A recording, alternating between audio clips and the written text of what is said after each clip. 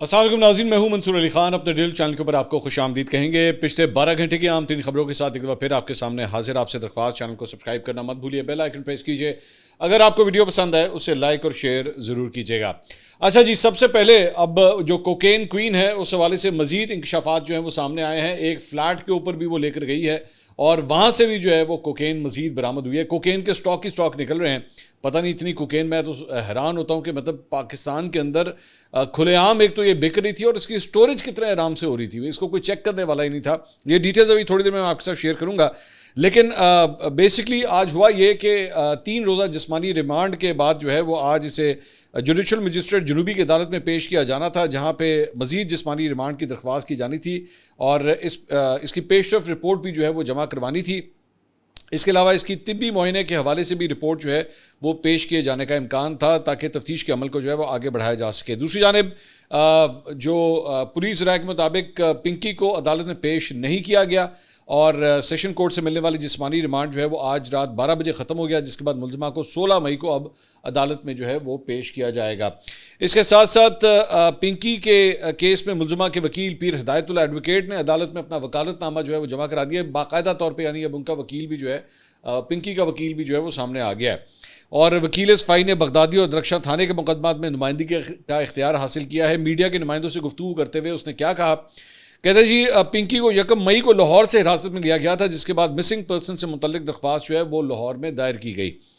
Hidayatullah advocate ने कहा कि जी मेरी मौक्कल को गैर कानूनी तौर पर तहवील में रखा गया। पिंकी को गैर कानूनी तरीके से यहाँ गिरफ्तार करके झूठे मुकदमे बनाए गए। मैंने पिंकी के मुकदमात में वकालतनामा जमा कराया है। आज अनमोल को अदालत में पेश किया जाना था मगर पुलिस ने पेश नहीं किया। पुलिस ने अदालत में भी किसी किस्म का कोई इतला या रिपोर्ट जमा नहीं कराई।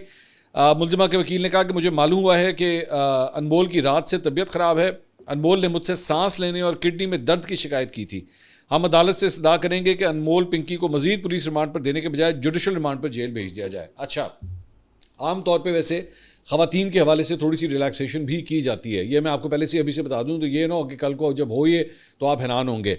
लेकिन मेरे लिए ये जो पॉइंट है ना कि जी वो कह रही है मुझे सांस लेने में और किडनी में दर्द की मुझे शिकायत है। अब मुझे नहीं पता, आम तौर पे ये होता है।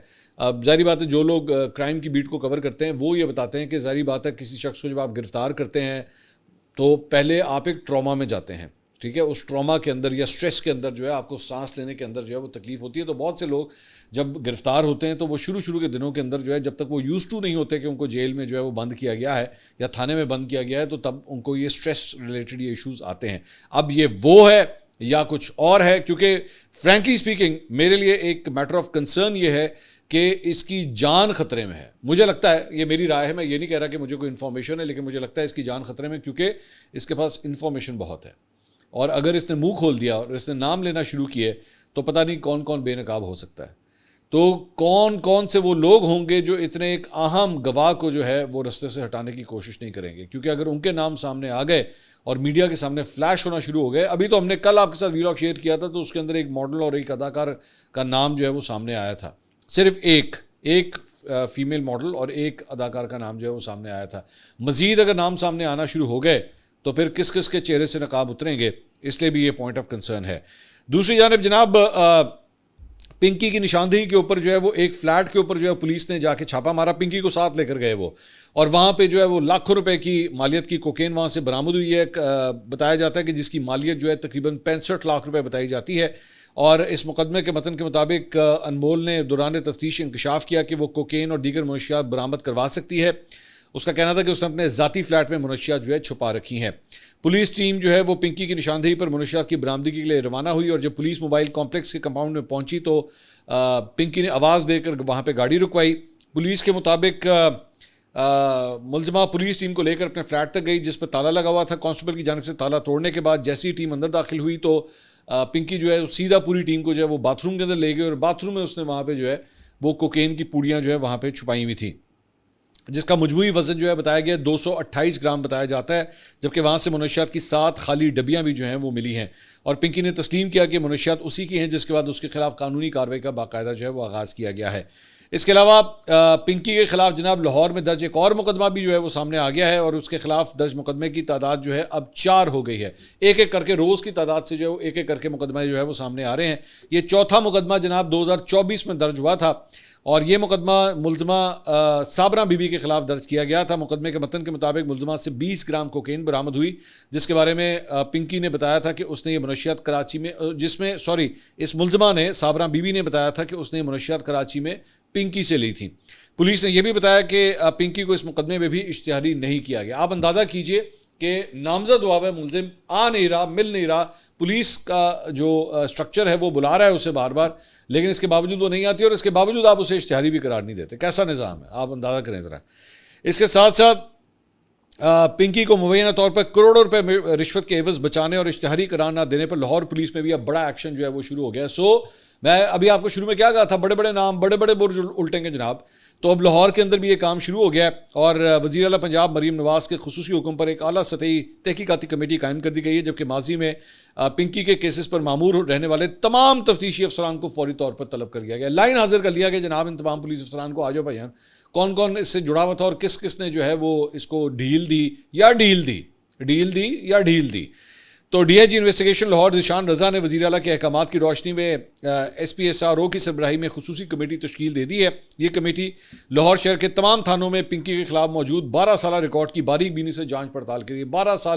12 सालों के जनाब जो खाते हैं वो खुल गए हैं, फाइलें खुल गई हैं। अब इब्तदाई तफ्तीश और पुलिस रिकॉर्ड के मुताबिक लाहौर के मुख्तलिफ थानों में मुलजमा के खिलाफ संगीन मुकदमा दर्ज थे, लेकिन उसे दानिस्ता तौर पर कानून की गिरफ्त से दूर रखा गया। लाहौर के इलाकों कोट लखपत, इकबाल टाउन, लियाकताबाद और वहदत कॉलोनी के थानों में पिंकी के खिलाफ 4 मुकदमा दर्ज हैं। रिकॉर्ड से इंकशाफ हुआ कि इन मुकदमात में नामजद होने के बावजूद पुलिस अफसरान ने मिली भगत करके पिंकी को कभी गिरफ्तार नहीं किया, जबकि हैरत अंगेज तौर पर किसी एक मुकदमे में भी मुलजमा का चालान तक अदालत में पेश नहीं किया गया और मुबैना रिश्वत के एवज इसे इश्तिहारी करार देने से भी गुरेज किया गया। डीआईजी इन्वेस्टिगेशन ज़िशान रज़ा का कहना है कि पिंकी को बचाने वाले तमाम पुलिस अफसरान और उनकी जानिब से ली जाने वाली रिश्वत की मुकम्मल तफसीलात पर मबनी रिपोर्ट जल्द वज़ीर आला मरीम नवाज़ को पेश की जाएगी। अब आप अंदाज़ा करें कि अगर ये पिंकी, जाहिर बात है जिसने रिश्वत दी हुई है वो तो बताएगी, अगर आपने जो है वो उससे प्रॉपर इन्वेस्टिगेशन की तो वो तो बता देगी कि जनाब मैंने फ़लाँ बंदे को मैंने इतने पैसे दिए, तो उसके बाद उनका क्या हाल होगा। इसलिए मैं अभी भी ये बात कर रहा हूँ कि अभी तक ये कहानी जो है ना सिर्फ पुलिस अफसरान तक या इसके गाहकों तक, इसके कस्टमर्स तक जो है सिर्फ महदूद है। इसको जो सियासी पुष्पनाई अगर दी जाती रही है, जिसका भी थोड़ी देर में मैं आपको अभी बताता हूँ कि वो कहानी किस तरफ जा रही है, तो फिर आपको अंदाज़ा होगा कि वहाँ पे जो है वो जिसे कहते हैं ना हंगामा है क्यों बरपा। आपने वो बड़ी मशहूर एक वो गज़ल सुनी होगी कि हंगामा है क्यों बरपा। अब आपको आइडिया होगा कि हंगामा क्यों बरपा हो रहा है। इसके साथ साथ ये भी अब खबर सामने आई है कि जनाब जब पिंकी को ये अदालत में पेश किया गया था, जहां से एक्चुअली ये स्टोरी उठना शुरू हुई, तो SOPs को फॉलो नहीं किया गया था। इस दौरान एक आला सतही तहकीकाती कमेटी कायम की गई जो DIG वेस्ट के इरफान बलोच की सरबराही में तश्कील दी गई। अब जो मालूमात सामने आई हैं उसके मुताबिक DIG वेस्ट की तहकीकात के बाद उस सीनियर अफसर की कुर्सी अब खतरे में है। SHOs, SIOs और दीगर तमाम अफराद के मुकम्मल बयानात कलम बंद किए गए हैं और DIG वेस्ट को पूरी सूरत हाल से आगाह किया गया है। पहला सवाल यह उठाया गया कि पिंकी को 24 घंटे तहवील में रखने के बजाय फौरन अदालत में पेश क्यों नहीं किया गया, क्योंकि जब किसी मुलजिम को गिरफ्तार किया जाता है तो उसे कम से कम 1 दिन तक तहवील में रखा जाता है और अदालत की जानिब से हुक्म होता है कि मुलजिम को 24 घंटों के अंदर जो है वो पेश किया जाए। दूसरा सवाल यह था कि वो कौन सा अफसर था जिसने अनमोल और पिंकी को फौरी तौर पर अदालत में पेश करने का हुक्म दिया। सीनियर अफसर को तफ्तीशी महकमे के दायरा इख्तियार में अदालत भेजा गया, जहां मुख्तलिफ सवालात किए गए। तहकीकात के दौरान SIOs और SHOs और दीगर एहलकारों ने ना सिर्फ हुक्म देने वाले अफसर का नाम बताया बल्कि पूरी सूरत हाल से भी आगाह किया। उनका कहना था कि उन्हें कम से कम 5 मरतबा हुक्म दिया गया कि पिंकी को आज ही पेश किया जाए और अब इतलात हैं कि हुक्म देने वाले अफसर के खिलाफ कार्रवाई का इम्कान है। तो वो कौन सा पुलिस अफसर था जिसका नाम लिया गया है, वो नाम अभी तक सामने नहीं आया है, लेकिन पता लग जाएगा कि जनाब किसने जो है वो पिंकी को इस तरह सपोर्ट किया या ये इंसिस्ट किया कि इसको आज ही अदालत में जो है वो फ़ौरन जाके पेश कर दिया जाए। इसके अलावा जनाब एडिशनल IG आज़ाद खान ने जो है इस पूरे टॉपिक के ऊपर आज एक प्रेस कॉन्फ्रेंस की और उन्होंने कहा जी 12 मई की सुबह खुफिया इतला पर कार्रवाई की गई। कार्रवाई में बासर खातून समेत कोकेन डीलर को गिरफ्तार किया गया। तहकीकात में कोताही पर अफसरान मुअत्तल हुए हैं और नई कमेटी तश्कील दे दी गई है। मुलजमा के खिलाफ सिंध में 20 मुकदमात दर्ज हैं, सिंध के अंदर 20, लाहौर में 4, 24 मुकदमात जो हैं वो पता लगा है कि जनाब पिंकी के खिलाफ दर्ज हुए हैं। बासर मुनशियात फरोश खातून मुलजमा की गिरफ्तारी में गैर जिम्मेदारी पर 3 एहलकार मुअत्तल हो चुके हैं। बासर मुनशियात फरोश खातून मुलजमा के नेटवर्क में 20 खवातीन शामिल हैं। अंदाजा करें जरा, 20 खवातीन को अपने नेटवर्क में इसने रखा हुआ था। पिंकी का केस काफ़ी बड़ा है और हम इसकी वसी तर तफ्तीश चाहते हैं। अब तक की तफ्तीश में पिंकी से जुड़े हुए 300 नाम सामने आए हैं पिंकी को लाहौर से नहीं, उन्होंने कहा जी कराची से पकड़ा गया है। वकील कहता है लाहौर से पकड़ा गया है। हमारी इतलात के मुताबिक भी जनाब असल में जो नैबिंग हुई है वो लाहौर से हुई है, लेकिन कराची पुलिस कहती है नहीं, इसको कराची से गिरफ्तार किया गया है। मुझे पता है ये बेसिकली मामला क्या है, लेकिन चलें छोड़ें इस बात को। इसके अलावा पिंकी केस में सीनियर मुलविस हो या जूनियर, उन्होंने कहा जी सबके खिलाफ कार्रवाई होगी। पिंकी की लीक ऑडियो में पुलिस को चैलेंज किया गया। हम पिंकी नेटवर्क केस में मुजरिमों और मुनशियात फरोशी में मुलविस अफराद को कैफिर किरदार तक पहुंचाएंगे। पिंकी का ब्रांड नाम ही उसका फंदा बन गया। इन लोगों के नाम ECL में डालने का कह दिया है जो मुलविस हैं। एक मुनशियात के आदी शख्स की मौत हुई जिससे पिंकी का नंबर मिला। आपको याद होगा ये स्टोरी मैंने आपको बताई थी कि बेसिकली एक शख्स जो है वो सड़क किनारे मरा हुआ मिला, और जब उसको चेक किया गया तो उसकी जेब से जो है ये पिंकी की प्रोडक्ट जो है वहाँ से निकली थी। तो तब वहाँ से जो है ये इसको ट्रेस करना शुरू किया कि भाई कौन है कि जिसने इतना नशा किया है कि वो बंदा जो है वो साइड पे बंदा जो है वो सड़क किनारे मर गया। इसके अलावा हम पिंकी नेटवर्क केस में उन्होंने कहा जी नेटवर्क में जो भी लोग मुलविस हैं और पिंकी ने जो नाम दिए हैं उनकी तफ्तीश होगी। मुलजिमा के साथियों की लोकेशन ट्रेस की जा रही है। 8 राइडर्स लाहौर से मुनशियात फरोख्त करने आते थे। पिंकी के नेटवर्क में गैर मुल्की भी शामिल हैं। उन्होंने कहा पिंकी नेटवर्क में कुछ गैर मुल्की अफ्रीकन है जो लाहौर में है। अपना नाम के अकाउंट में 90 लाख रुपए की ट्रांजैक्शन हुई। लाहौर से 20 खवातीन भी नेटवर्क में शामिल है। पिंकी के अकाउंट में 5 करोड़ की ट्रांजैक्शन है। मुनशियात का नेटवर्क पूरी दुनिया में है। मुलजिमा के फ़ोन से 869 अफराद की फहरिस्त मिली है। पिंकी कराची में 2018 से मुनशियात फरोख्त करी। अब ये जो 869 अफराद हैं जनाब, ये बेसिकली इनके बारे में जब अगर छानबीन स्टार्ट हुई तो इसमें से कौन कौन से नाम आएंगे और क्या ये पूरे के पूरे 869 के नाम भी सामने आएंगे या नहीं आएंगे, ये सबसे बड़ा सवाल है। इसके अलावा वो जो मैं आपसे कह रहा था ना कि हंगामा है क्यों बरपा, तो शर्जील मेमन साहब ने एक्चुअली सिंध असम्बली के अंदर जो है वो खिताब किया। खिताब सुनिएगा ज़रा। उन्होंने कहा जी मुनशियात का मसला सिर्फ सिंध का नहीं पूरी दुनिया का है। हम सबकी जिम्मेदारी है कि मुनशियात से अपने घरों को साफ करें। मुनशियात के मसले को सियासी रंग देने की कोशिश की जा रही है। मुनशियात के खिलाफ कई बार बात कर चुका हूं। अपोजिशन लीडर ने इससे सिंध का मसला कहा। मुनशियात पूरी दुनिया का इशू है। हमें सिंध को मुनशियात से पाक करना है। खातून मुलजिमा को गिरफ्तार करने वाले इदारों की तारीफ होनी चाहिए। अपोजिशन लीडर का बयान काबिल मजम्मत है। इस मसले पर पॉइंट स्कोरिंग ना की जाए। मुनशियात में हर शोबे के लोग मुलविस हैं। मुलजिमा के पीछे जो भी हुआ उसे नहीं छोड़ेंगे। जमात इस्लामी वालों का काम सिर्फ तीली लगाना है। सो एक्चुअली हो ये रहा है कि पीपल्स पार्टी इसकी हीट जो है जनाब महसूस कर रही है और उन्हें लग रहा है कि जनाब ये कोई ग्रैंड साजिश हो रही है उनके खिलाफ। अब जाहिर बात है जितने मुंह उतनी बातें। बहुत से लोग ये बात भी कर रहे हैं कि जनाब एक अदद आईनी तरमीम जो है वो आने वाली है और उसकी वजह से शायद पाकिस्तान पीपल्स पार्टी का जो बाजू है वो मरोड़ने की कोशिश की जा रही है। आई डोंट नो, जाहिर बात है मेरे पास इस चीज़ का सबूत नहीं है, लेकिन कहने वाले यही बातें कह रहे हैं कि जनाब शायद ये दोनों चीज़ें आपस में इंटरलिंक्ड है कि ये जो पिंकी का केस है इसकी वजह से कहीं पाकिस्तान पीपल्स पार्टी का जो है वो बाजू ना मरोड़ा जा रहा हो।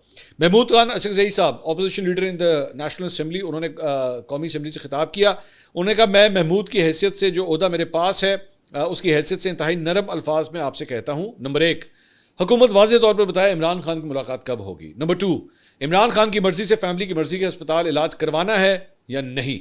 नंबर 3, दिन का वक्त हमें बताया जाए, वरना सोमवार से ये असेंबली अगर नहीं चलेगी तो हम जिम्मेदार नहीं होंगे।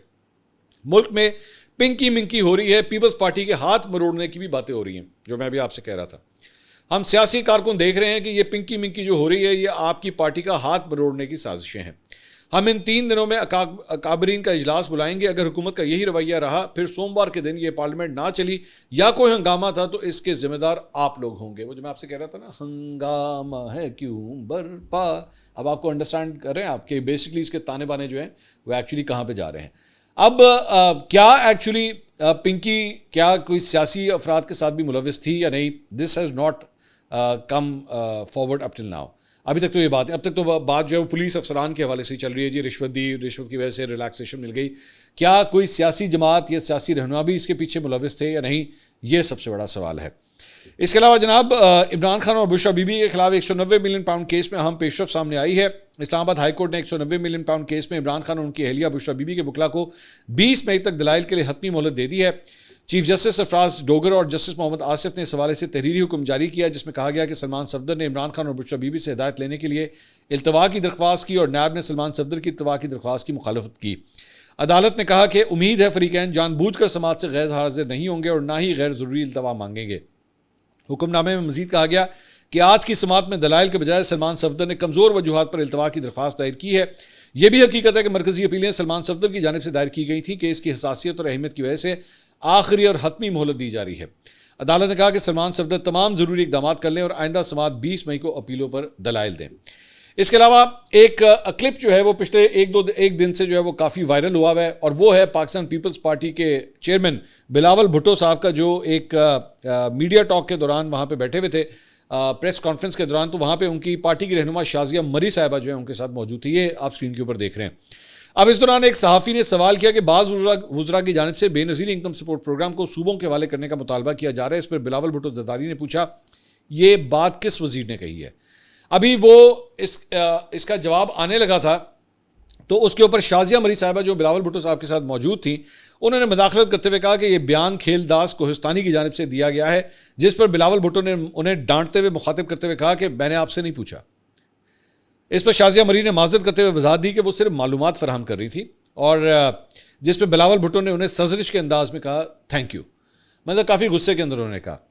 और सहाफ़ी ने सवाल का जवाब देते हुए मौक़िफ़ इख्तियार किया कि हर शख्स को अपनी राय और मुतालबा पेश करने का हक हासिल है। अब ये जो इंटरेक्शन था ना, ये जो बिलावल भुट्टो और शाजिया मरी साहिबा के दरमियान इंटरेक्शन था, इसके ऊपर ज़ाहिर बात है बिलावल भुट्टो के ऊपर बहुत तनकीद की जा रही है कि ये एक तो आप लोगों के ऊपर जो है वो ख़ानदानी सियासत का एक वो बार बार टैग लगता है कि आप लोग अपने भुट्टो और शरीफ ख़ानदान जो है वो अपनों को ही हमेशा प्रमोट करते हैं। And then how dare you talk to Shazia Marri like that. Shazia मरी जो कि पाकिस्तान पीपल्स पार्टी की एक बड़ी पुरानी वर्कर हैं, बड़ी डाई हार्ड वर्कर हैं, तो आप उनके साथ जो है वो इस ज़बान में आप किस तरह बात कर सकते हैं? शाजिया मरी ने एक्चुअली इसको काउंटर करने के लिए आज एक्चुअली एक ट्वीट भी किया, क्योंकि जारी बात है बिलावल भुट्टो के ऊपर बहुत ज़्यादा तनकीद की जा रही थी कि उन्होंने जिस बिहेवियर के साथ, जिस तरीके के साथ जो है वो बात की शाजिया मरी से। पीपल्स पार्टी के अंदर जो है जारी बात है एक ये बात की जाती है कि बड़े बड़े सीनियर रहनुमा एतजाज़ एहसन हो गए, रज़ा रबानी साहब हो गए, और बड़े बुजुर्ग रहनुमा हैं जो बेसिकली हाथ बांधे जो है वो इन लोगों के पीछे खड़े रहते हैं, और सिर्फ ठीक है बिलावल भुट्टो माना रिस्पेक्ट है कि वो मोहतरमा बेनज़ीर भुट्टो साहबा के साहबजादे हैं, लेकिन ऑब्वियसली एज और एक्सपीरियंस के लिहाज से उनका वो एक्सपीरियंस तो नहीं है जितना सियासत का एक्सपीरियंस उन लोगों का है। मतलब मेरे ख्याल में बिलावल भुट्टो साहब की इतनी उम्र नहीं होगी जितना एक्सपीरियंस उनका है, तो इस वजह से इनके ऊपर तनकीद होती है। तो and then talking to your party person like that, और वो भी एक खातून से, कि आप उनको डांट दें सब पब्लिक के अंदर। हाँ, मैं एक्सेप्ट करता हूँ, मैं इस बात को मानता हूँ कि जनाब ये आपका जो है एक बड़ा कैजुअल रिलेशनशिप होगा। मैंने देखा हुआ है शाजिया मरी साहिबा का जो है बिलावल भुट्टो साहब के साथ एक बड़ा अच्छा कैजुअल कॉर्डियल किस्म का एक रिलेशनशिप है। But when you sitting in the public domain, जहाँ पे प्रेस आपके सामने बैठी, you don't talk to the other person like that. ये बिलावल भुट्टो की गलती थी, ये बहुत बड़ी गलती थी। He should not behave like that. I expect much better behaviour from him, much better choice of words from him. उनको शाजिया मरी साहिबा से इस तरह बात नहीं करनी चाहिए थी, और शाजिया मरी साहिबा ने कोई ऐसी वैसी बात भी नहीं की थी कि आप उनको डांट दें इस बात के ऊपर। फ्रैंकली स्पीकिंग, या तो आप कहें ना कि इतनी कोई बेवकूफ़ों वाली कोई बात कर दी थी कि आपका दिल आपका बनता था डांटना, वो बनता नहीं था डांटना। तो उसके ऊपर इन्होंने एक्चुअली ट्वीट भी किया। उन्होंने कहा one interaction that made it's way on social media between people who have worked closely together for many years cannot be viewed in isolation. PPP has always prioritized the collective good of the people and nothing should take away from our joint mission of public service. उन्होंने basically damage control करने की कोशिश की। जारी बात है वो और कर क्या सकती हैं, रहना पीपल्स पार्टी में है तो पीपल्स पार्टी में रह के बिलावल भुट्टो से बैर करना है उन्होंने, वो तो नहीं हो सकता। But what ever happened was not good, it was not good optics frankly speaking. आज बल्कि एक्चुअली एक तकरीब हो रही थी कोयटा के अंदर, तो शाजिया मरी साहिबा जो है दोबारा उस तकरीब के अंदर मौजूद थी। बिलावल भुट्टो साहब ने एक्चुअली उसे खिताब भी किया। शाजिया मरी साहिबा बिल्कुल सामने सरफराज भुट्टी साहब जो CM है बलूचिस्तान के, बिल्कुल उनके साथ सोफे पे बैठी हुई थी, और मेरे ख्याल में वो एक रीज़न भी यही थी जो actually neutralise whatever happened in the last 24 hours कि नहीं ऐसा कोई टेंशन वाली बात नहीं है, ये इसको अब इस चीज़ को ठीक करना है। लेकिन it should not have happened, ये गलत हुआ जो कुछ भी हुआ, मेरी राय में ये गलत हुआ जो कुछ भी हुआ। इसके अलावा मैं आखिर में एक बात करना चाहूँगा।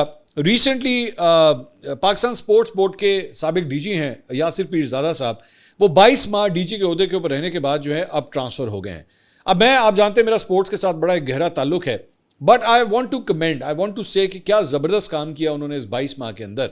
जिस तरीके से उन्होंने स्पोर्ट्स के लिए काम किया, बड़ा इनोवेटिव तरीके से। मैं पाकिस्तान स्पोर्ट्स बोर्ड के साथ मैं तब से मुख्तलिफ अदवार के अंदर जो है वो मुझे काम पड़ते रहे जब मैं खुद एक नेशनल स्विमर था, यानी कि मैं तकरीबन 14, 15, 16 साल की उम्र से मैं तब से पाकिस्तान स्पोर्ट्स बोर्ड के साथ जो है ना वो मुख्तलिफ अदवार के अंदर कोई ना कोई काम मेरा रहा है। इस दौरान उन्होंने सबसे पहला जो है पाकिस्तान का सबसे पहला मेरिट पर मबनी टैलेंट सिस्टम जो है वो कामयाबी से उसका आगाज़ किया। अब ये सिस्टम बड़ा इंटरेस्टिंग है, इसको national talent identification and verification system जो है उन्होंने नाम दिया NTIVS।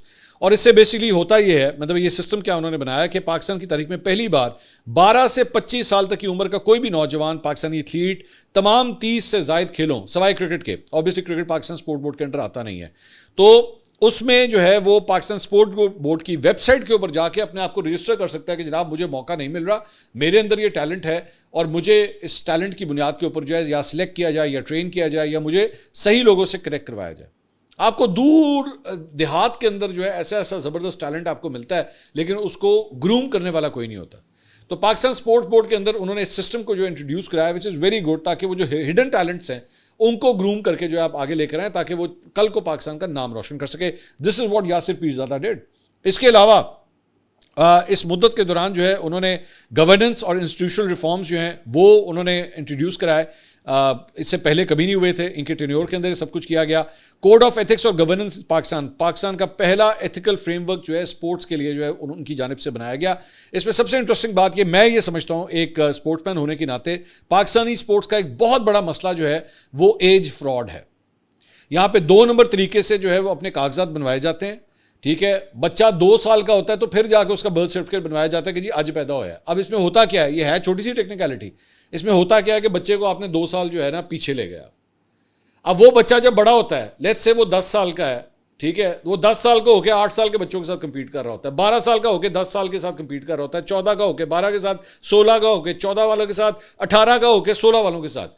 ये बेसिकली ऐसे ऐसे लड़के होते हैं जो मतलब 12-12 साल की उम्र के अंदर जो है 10-10 साल 11-11 साल की उम्र के अंदर मूछें आ चुकी हुई होती हैं जनाब उनकी, और ये फ्रॉड जो है वो हमारे यहाँ पे चल रहा होता है। तो ये एक इन्होंने पूरा सिस्टम इसके अंदर इंट्रोड्यूस कराया। वो और बात है कि फेडरेशन हमारे यहाँ पे जो है वो इस पे घास ही नहीं डाल दी, क्योंकि कहते कौन केड़ा खज्जल खार होए एम जाके पागलों की तरह जो अपने सर मारे जाके। तो ये इतना बड़ा फ्रॉड है, इतना बड़ा फ्रॉड है कि आपकी इंतहा आपकी सोच से बाहर। और जब ये जाते हैं इंटरनेशनली मुख्तलिफ कॉम्पिटिशन्स में जाते हैं, वहाँ पे जाके जब इंटरनेशनल स्टेज के ऊपर जाते हैं तो वहाँ पे आपकी बेइज्जती होती है। वो बेसिकली आपकी बेइज्जती नहीं हो रही होती, वो पाकिस्तान की बेइज्जती हो रही होती है। लेकिन इन लोगों के यहाँ पे ये फेडरेशनों के अंदर जो है किसी किस्म का कोई हिसाब किताब नहीं है, कोई चेक एंड बैलेंस नहीं है कि नहीं यार उस एज फ्रॉड को जो है हम चेक करें। यासिर पीरज़ादा साहब ने एक्चुअली इस एक पूरा एक सिस्टम, एक पूरा मेडिकल तरीके से, जिसमें आपकी रिस्ट का टेस्ट, आपके बोन एल्बो टेस्ट, आपके दांतों का टेस्ट, इसके जरिए पता लग जाता है कि बच्चे की एज क्या है।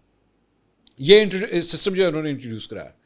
तो इस तरह की इनोवेशंस जो है उन्होंने की। इसके अलावा पेपरलेस इन्होंने दफ्तर के अंदर जो है वो एडमिनिस्ट्रेशन का नफाज जो है वहाँ पे उन्होंने करवाया। Long term athlete development programme जो 4 साल प्लान के मुताबिक जो है उन्होंने इसकी इंट्रोडक्शन इन्होंने करवाई। इसके अलावा कंट्रीब्यूटरी पेंशन फंड, जिससे जो है वो तकरीबन कोई 74 मिलियन रुपए जो है वो एनुअली जनरेट हो रहे थे, ये सिस्टम इन्होंने इंट्रोड्यूस कराया। सो एक बड़ी लंबी चौड़ी लिस्ट है। सो मैं ये समझता हूँ कि अगर अच्छे ब्यूरोक्रेट्स हों जो एक अच्छा काम करके जाएं, वो काबिल तारीफ बात है। And Yasir Peerzada did a good job. And these shoes will be difficult to fill. Next DG जो भी आएंगे, it will be a difficult task to fill. लेकिन आई होप कि पाकिस्तान की जो हुकूमत है वो कोई अच्छा डीजी पाकिस्तान स्पोर्ट्स बोर्ड लेकर आएगा, जो कम अज़ कम इस तरह के इनोवेशंस को जो आगे लेकर जाए। खुदा के लिए मैं दरख्वास्त करूँगा कि ये जो एज फ्रॉड है, खुदा के लिए इसको तो बैठ के इसका तोड़ निकालें और कागज़ों के बजाय मेडिकल टेस्ट के ऊपर जाएं। दुनिया एडवांस हो चुकी हुई है मेडिकल के शोबे में, 1 मिनट में पता लग जाता है, DNA से पता लग जाता है, इतना कुछ आ चुका है पता लग जाता है। अपने आप को अडाप्ट करवाएं खुदा के लिए। वो दकियानुसी 1960-1970 वाले जो तरीक़ाकार हैं उसमें से निकलें। 2026 आ चुका है। अगली वीडियो में आपसे दोबारा मुलाकात होगी। अल्लाह हाफ़िज़।